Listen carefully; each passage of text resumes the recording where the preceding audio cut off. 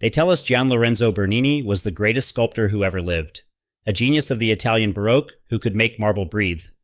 I believed that story for years. Then I started looking at the tool marks. I started measuring the undercuts. I started asking questions about timelines and material properties and the documented capabilities of 17th century bronze chisels. The answers I found were not in any art history textbook. The more I dug, the more I realized why. Some evidence is not meant to be found. Some questions are not meant to be asked. I stood in the Galleria Borghese on a Tuesday morning, the room nearly empty, and I could not stop staring at Daphne's fingers. The marble was doing something impossible. Light was passing through it. Not bouncing off the surface the way stone behaves, but actually penetrating the material, illuminating the delicate leaves from within as if they were made of alabaster or wax. But they were not. They were Carrara marble, the same dense white stone used in countertops and tombstones, a material that does not transmit light. Except here it did. I walked around the sculpture 3 times, watching the effect change with the angle of the sun. The fingers becoming leaves, the leaves becoming translucent, the translucency creating an illusion of organic transformation so complete that my brain refused to accept I was looking at stone. The official story is straightforward. Gian Lorenzo Bernini carved Apollo and Daphne between 1622 and 1625 when he was in his early 20s. Working from clay models and using traditional tools, hammer and chisel and rasp and file, he achieved effects that had never been seen before. The transformation of flesh into bark, of hair into leaves, of terror into something eternal. Art historians call it the pinnacle of Baroque sculpture. They use words like genius and virtuoso and transcendent. What they do not use are words like impossible, but that is exactly what I was looking at. I moved to another room, to the Rape of Proserpina. Here the impossibility was different, but equally disturbing. Pluto's fingers pressing into Proserpina's thigh, and the marble flesh yielding beneath them. Not carved to suggest yielding. Actually dimpling, the way human skin does under pressure. I have seen this effect in photographs, but photographs lie. Standing there in person, inches from the stone, I could see there was no trick of lighting or angle. The marble had been carved so thin in those precise spots that it actually deformed visually, creating depth where there should be none. The stone appeared soft. I started taking measurements with my eyes, comparing what I saw to what I knew about material properties. The undercuts on Proserpina's fingers were carved so deep that the remaining marble was perhaps 2 millimeters thick in places. The same with the ropes of her hair, each strand separated from the next by channels that would require tools thin enough to fit between them and strong enough to remove stone without shattering those impossibly delicate strands. I thought about the bronze chisels of the 17th century, their documented tensile strength, their known limitations. The math did not work.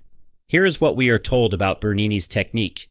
He worked primarily with a subtractive method, removing material from a single block of marble until the figure emerged. He used pointing machines to transfer measurements from clay models to stone, a technology that had existed since antiquity. His tools were the same tools sculptors had used for centuries: hammer, chisel, drill, rasp, file, pumice for polishing. Nothing exotic. Nothing beyond the capabilities of a well-funded Roman workshop in the 1620s. The genius, we are assured, was in his hands and his eyes. The tools were ordinary, but look at the negative spaces. Look at the gaps between Daphne's fingers as they transform into branches. Look at the air between Apollo's fingers and Daphne's hip, where he reaches for her but does not quite touch. These voids required removing material from areas that could not be accessed with any straight tool. The sculptor would have needed to carve around corners, to work in spaces too small for a human hand holding a chisel. I started researching what tools could achieve such effects.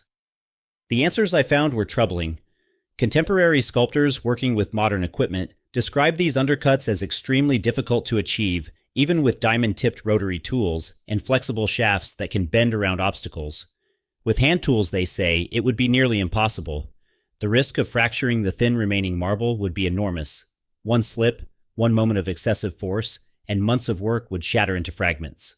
Yet Bernini supposedly achieved this repeatedly, across multiple sculptures with no documented failures.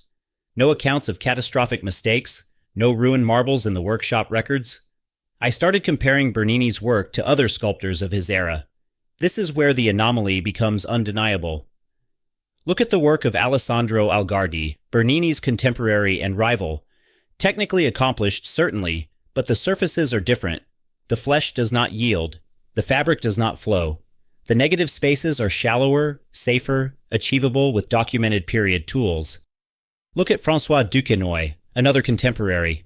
Beautiful work, but bounded by the apparent limitations of the technology. Then look at Bernini. The gap in apparent capability is not incremental. It is categorical. It is as if one sculptor was working in a completely different technological universe. The fabric on Bernini's sculptures deserves its own investigation.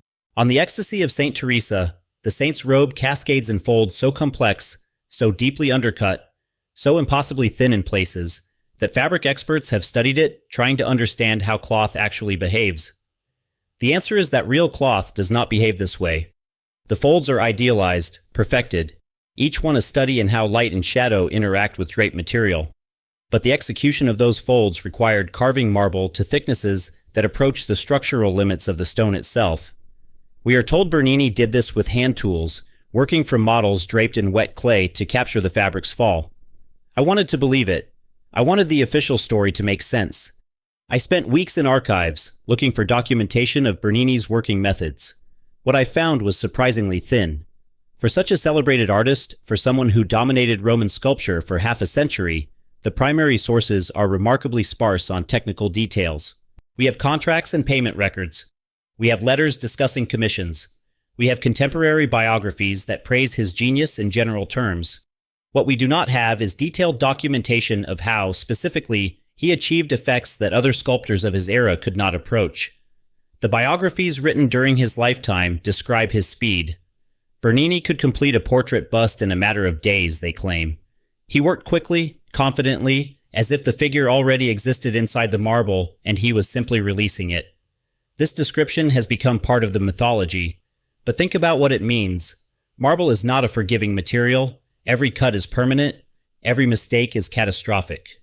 The kind of precision we see in these sculptures would require endless careful measurement, constant checking and rechecking.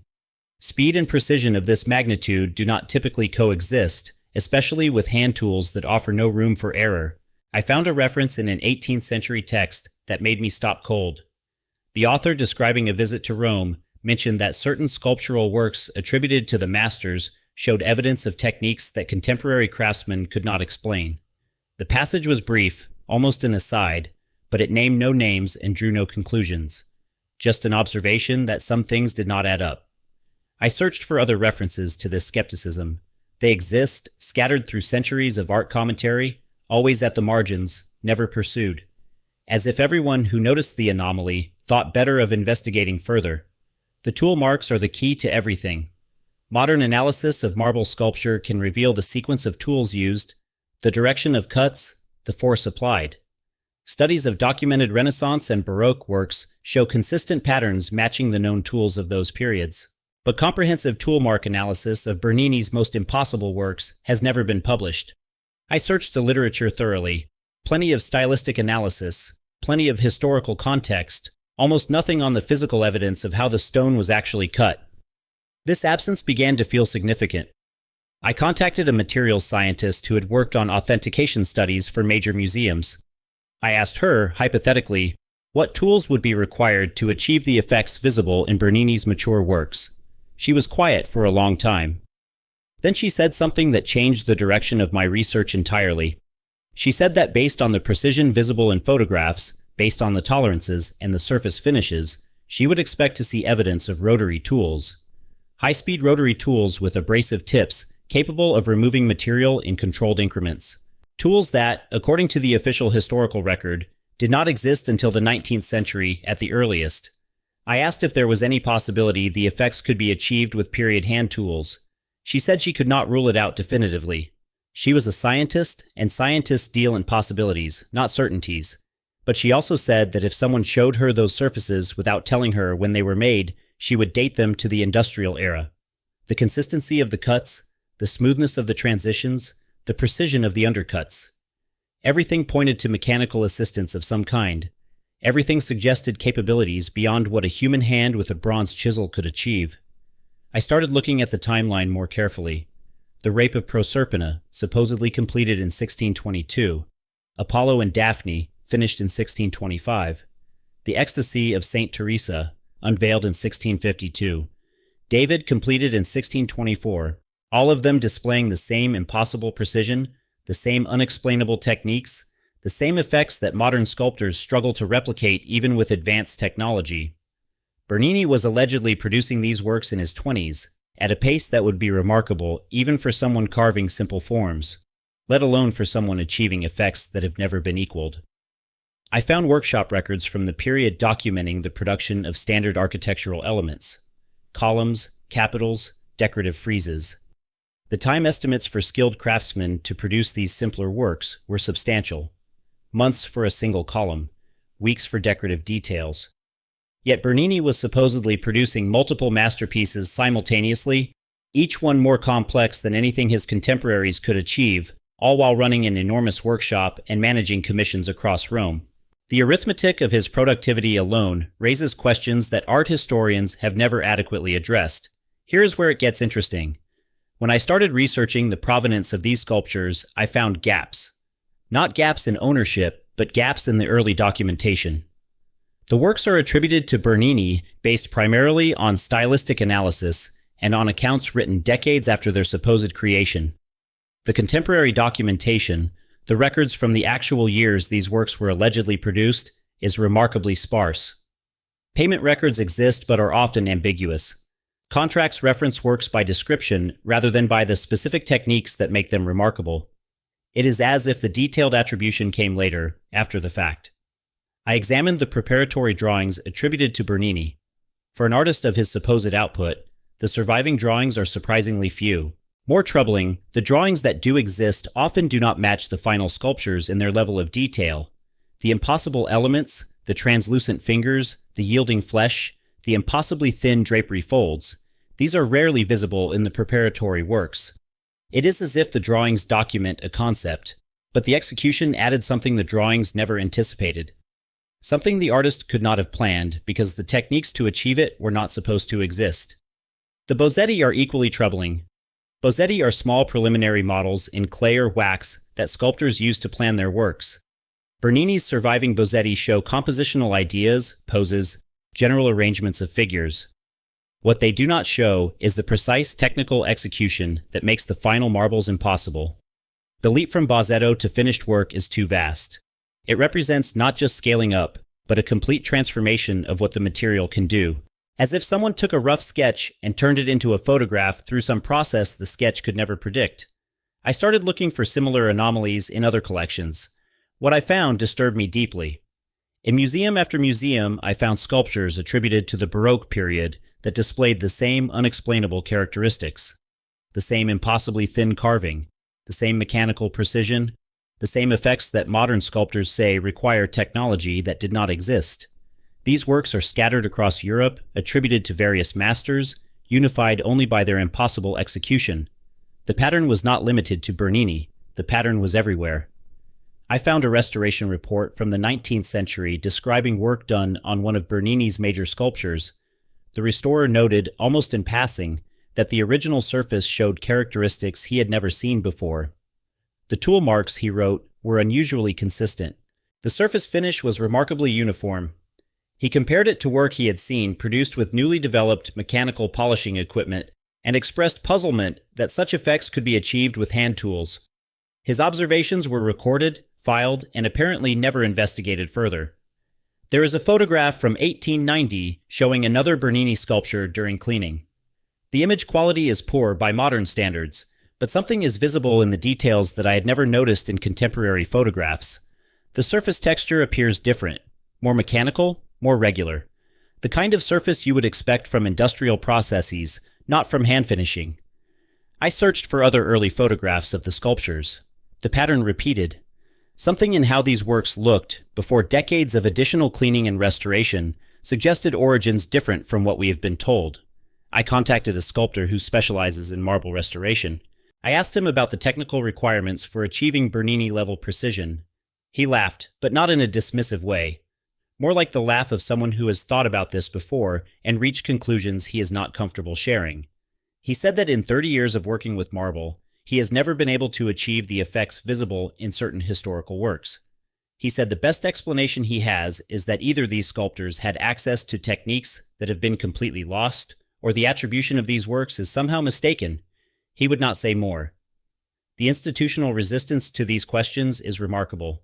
When I reached out to art historians with specific technical inquiries, I received polite non-responses.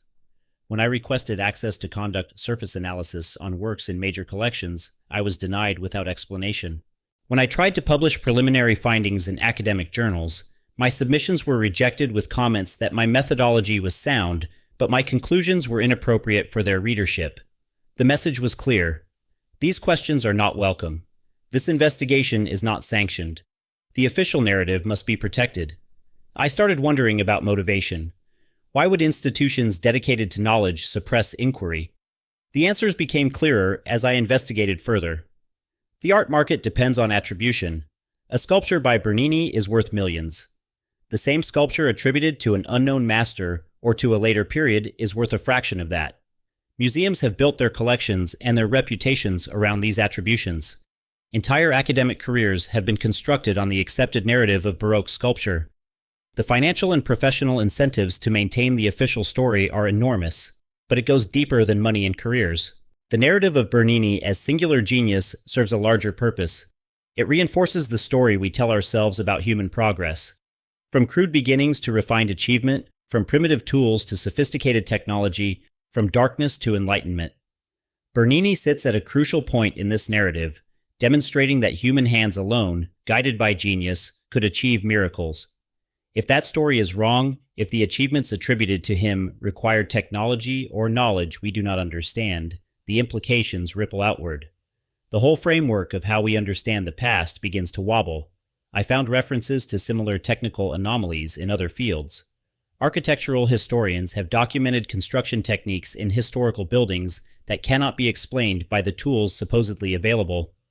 Metalworkers have identified alloys in ancient objects that required temperatures and processes beyond documented period capabilities. Textile experts have found weaving patterns in historical fabrics that would require mechanical looms centuries before their supposed invention.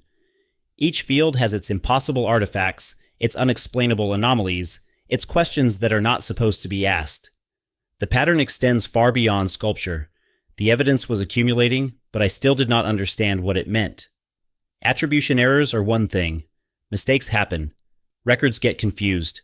But the scale of what I was finding suggested something more systematic. Not just occasional misattribution, but a comprehensive rearrangement of what objects belong to what periods. Not just gaps in the record, but active management of what information survives and what disappears. The more I looked, the more I felt I was seeing the edges of something deliberately hidden. I found a document in a private collection that changed everything. It was a letter from 1847, written by a restorer working in Rome, addressed to a colleague in Paris. The letter described a discovery made during cleaning of a major sculptural work. Beneath layers of accumulated grime and later repairs, the restorer had found something he could not explain. Tool marks that did not match any known period technique. Surface characteristics suggesting mechanical processes.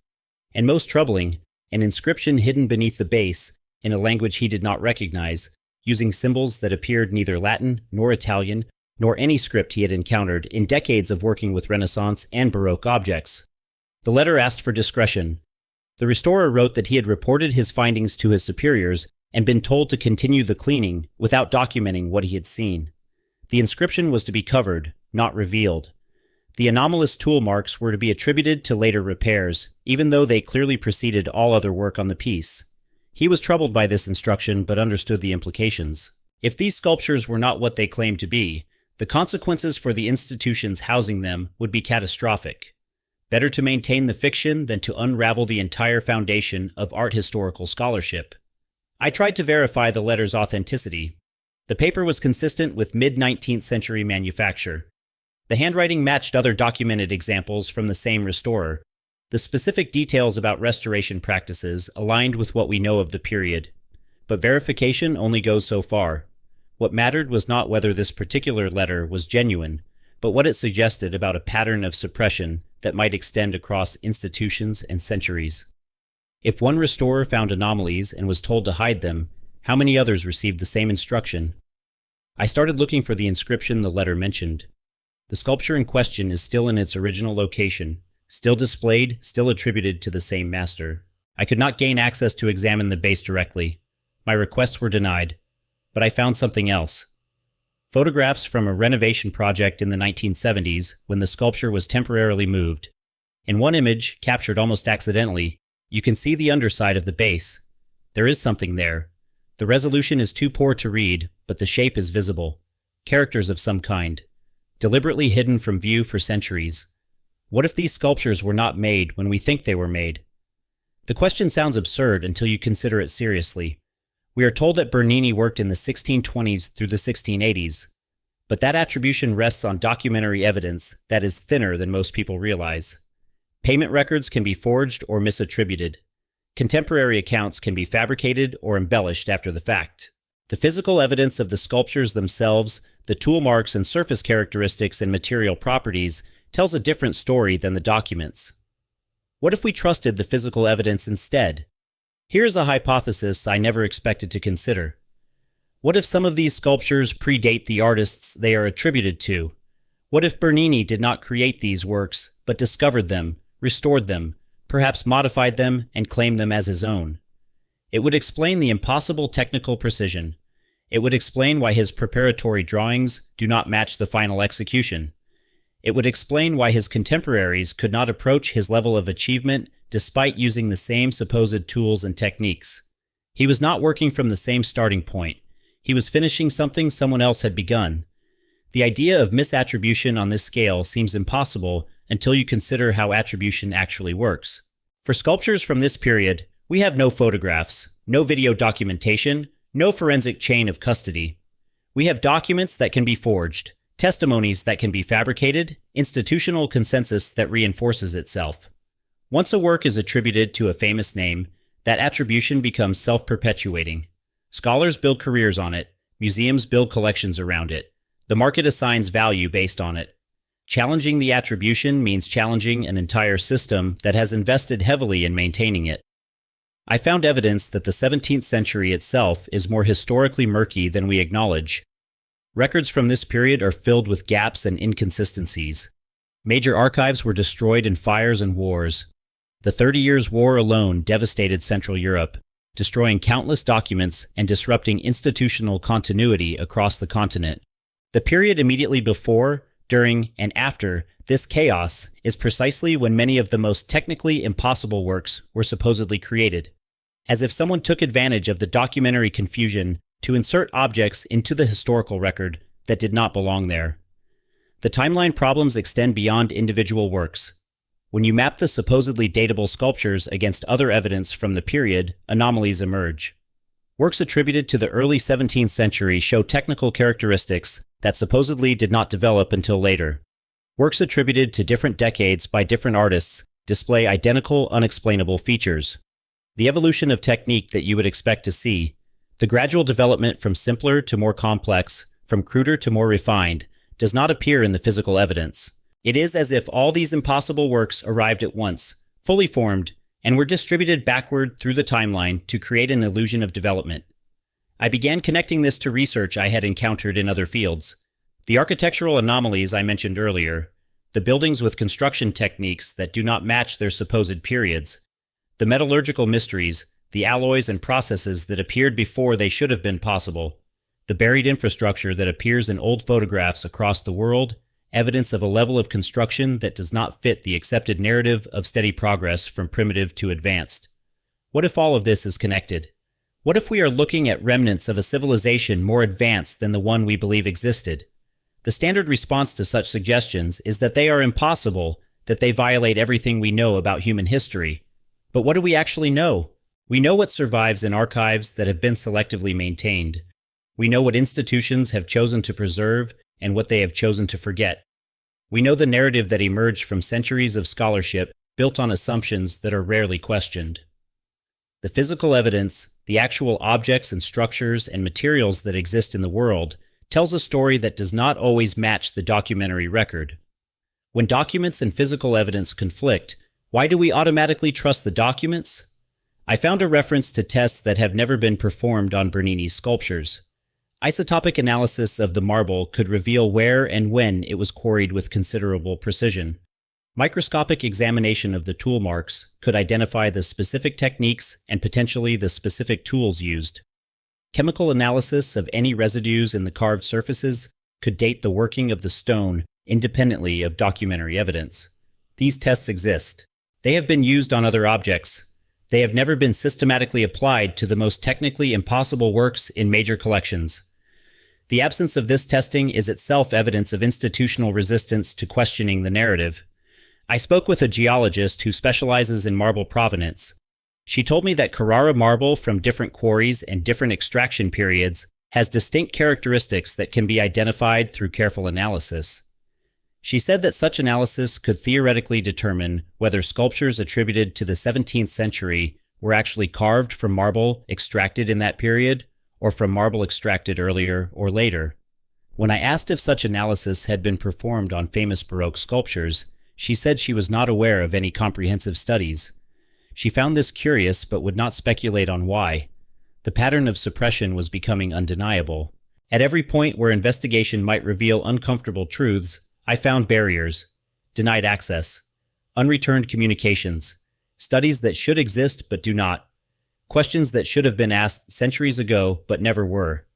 The official narrative is not simply accepted, it is protected, actively, systematically, across institutions and generations. Someone does not want these questions answered.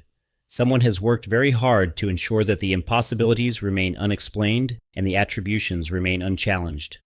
I thought about who benefits from maintaining this fiction: the museums that house these works, the scholars who have built careers interpreting them, the collectors who have paid fortunes for lesser works by the same attributed artists, the entire edifice of art history that depends on the accepted timeline of human achievement, the nations that claim these works as cultural patrimony, evidence of their civilization's contributions to human progress. The stakes are enormous. The investment in the official story is so deep and so widespread that challenging it means challenging everything these institutions represent. But beyond the institutional motivations, there is something else. Something that becomes visible only when you step back and see the larger pattern. The narrative of Bernini as singular genius serves a specific purpose.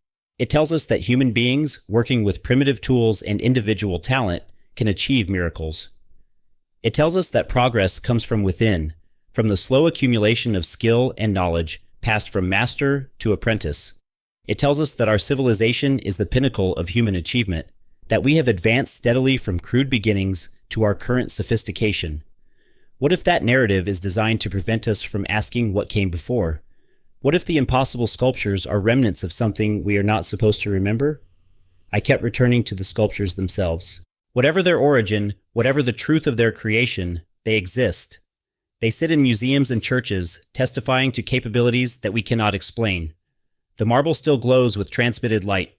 The flesh still yields beneath carved fingers. The fabric still flows in patterns that defy what stone should be able to do.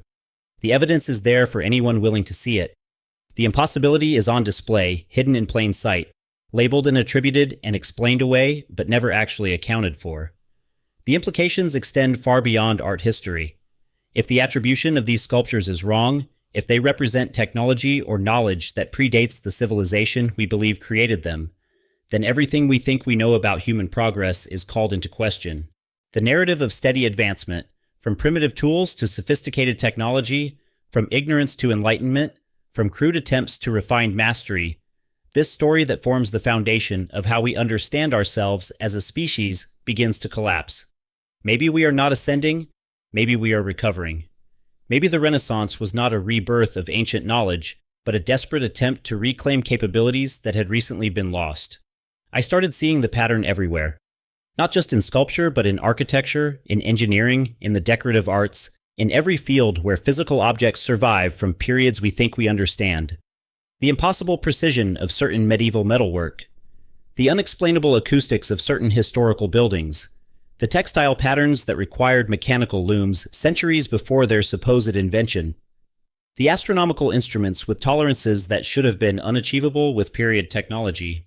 Each field has its anomalies, its objects that do not fit, its questions that are not supposed to be asked. And in each field, I found the same pattern of institutional resistance to investigating those questions. The sculptures are just one window into something much larger. A single crack in a facade that, when you look closely, reveals that the entire structure is compromised.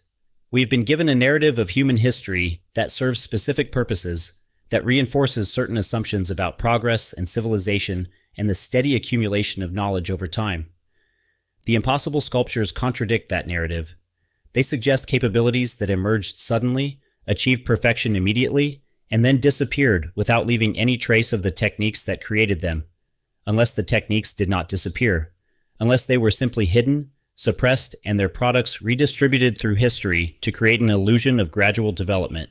I think about the restorer in 1847, finding that hidden inscription and being told to cover it up. I think about the scientists who have declined to perform tests that might answer definitional questions. I think about the archives that deny access, and the journals that reject inquiries, and the institutions that close ranks whenever someone gets too close to certain questions. This is not simple negligence or academic politics. This is coordinated protection of a narrative that serves powerful interests. Someone knows the truth about these objects. Someone has known for a very long time, and they have worked systematically to ensure that the rest of us never discover what they know. What would it mean if the truth were revealed? If we acknowledge that the sculptures attributed to Bernini and his contemporaries were actually remnants of an earlier, more advanced civilization, the financial implications alone would be staggering. Attributions would collapse. Insurance valuations would become meaningless. The entire art market, built on provenance and authenticity and the sacred chain of ownership from artist to present, would face an existential crisis. Museums would have to revise their collections, their catalogs, their fundamental understanding of what they possess. Scholars would have to abandon life's work built on assumptions that turned out to be false. But the deeper implications are what truly matter. If advanced technology existed before the period we call the Renaissance, if human civilization achieved capabilities that were then lost and forgotten, what does that tell us about our current trajectory? We assume that progress is linear, that each generation builds on the achievements of the last, that our current level of advancement is the highest humanity has ever reached. The impossible sculptures suggest otherwise. They suggest that civilizations can rise and fall, that knowledge can be gained and lost, that the future is not guaranteed to exceed the past. They suggest that everything we have built could disappear just as whatever created these marvels disappeared, leaving only enigmatic objects for future generations to misattribute and misunderstand. I walk through museums differently now. I see the displays and the labels and the confident attributions, and I wonder what lies beneath them. I see tourists photographing the impossible sculptures, marveling at Bernini's genius, accepting the official story without question, and I want to tell them to look closer, to notice the translucent marble that should not transmit light, to observe the yielding flesh that stone cannot achieve, to measure the undercuts and the negative spaces and ask themselves how hand tools could accomplish what they are seeing. The evidence is right there, in front of everyone, hidden in plain sight by the very labels that pretend to explain it. The marble is patient. It has waited for centuries, holding its secrets, enduring the attributions and the explanations and the confident scholarly narratives that refuse to engage with what it actually is. The tool marks remain, microscopic evidence of processes we do not understand. The surfaces retain their impossible precision, their mechanical regularity, their testimony to capabilities that do not fit the accepted timeline. Somewhere beneath the base of at least one famous sculpture, an inscription waits in a language no one is allowed to read. The evidence persists. It cannot be destroyed without destroying the works themselves. It can only be ignored, explained away, protected from investigation by institutional gatekeeping and professional incentives, and the enormous momentum of a narrative that too many people have invested too much in to ever question. I returned to the Galleria Borghese one more time. I stood before Daphne's transforming fingers, watching the light pass through marble that should be opaque. I looked at the terror in her face, frozen forever in the moment of her transformation, and I thought about how fitting that image was. A woman turning into something else, her true nature hidden beneath an external form. The change captured but never completed, always suspended between what she was and what she was becoming. That is what these sculptures are. Evidence of something we have not been allowed to understand, trapped in attributions that obscure their true nature, waiting for someone to complete the transformation by finally seeing them for what they are. The questions remain unanswered. Who made these objects? When? How? What happened to the civilization that possessed such capabilities? Why has so much effort been invested in hiding the truth? I do not have definitive answers. What I have is evidence that the official story does not hold, that the impossibilities are real, that the institutional resistance to investigating them is itself evidence of something being protected. The sculptures exist. Their precision is measurable. Their techniques are unexplainable by the standard narrative. These are facts, regardless of what they imply, and facts, unlike attributions, cannot be changed by scholarly consensus or institutional pressure. I think about the next generation of researchers, the ones who will have access to technologies we cannot yet imagine, imaging techniques that can reveal hidden inscriptions without disturbing surfaces, analysis methods that can date the working of stone with unprecedented precision, tools that can finally answer the questions that institutions have refused to ask. The truth is encoded in the marble itself, waiting to be read by anyone with the capability and the courage to look. The suppression cannot last forever. Eventually, the evidence will speak for itself, and the narrative will have to change. Until then, the sculptures wait. In galleries and churches and private collections across the world, they endure. Bernini's name attached to them, the official story repeated by every tour guide and textbook, the impossibilities visible to anyone who looks, but noticed by almost no one. They are monuments to something we have forgotten or been made to forget, testaments to capabilities that do not fit our understanding of human history, evidence that the past was different from what we have been told, that progress is not linear, that knowledge can be gained and lost and gained again in cycles we no longer remember. I still visit them when I can. I stand before the impossible marble and I let myself see what is actually there, not what the labels tell me to see. The translucent stone, the yielding flesh, the fabric that flows like water frozen in time, the precision that no period tool could achieve, the mystery that no one is supposed to investigate. They are beautiful, these impossible objects, beautiful and troubling and silent. They hold their secrets close, revealing nothing except to those who know what questions to ask. And they wait, as they have waited for centuries, for someone to finally tell the truth about what they are. The evidence was there all along. Hidden in plain sight, protected by attributions, defended by institutions, ignored by everyone who did not want to see. But marble does not lie. Stone cannot be revised or edited or made to fit a narrative. Whatever secrets these sculptures hold, they are encoded in the material itself, permanent and patient and waiting. Someday the questions will be answered. Someday the inscriptions will be read and the tests will be performed and the truth will emerge from beneath the layers of official explanation. Until then, the impossible sculptures remain. Silent witnesses to something we are not supposed to remember. And they are still there, in every museum that houses them. Still impossible, still unexplained, still waiting for someone to finally see.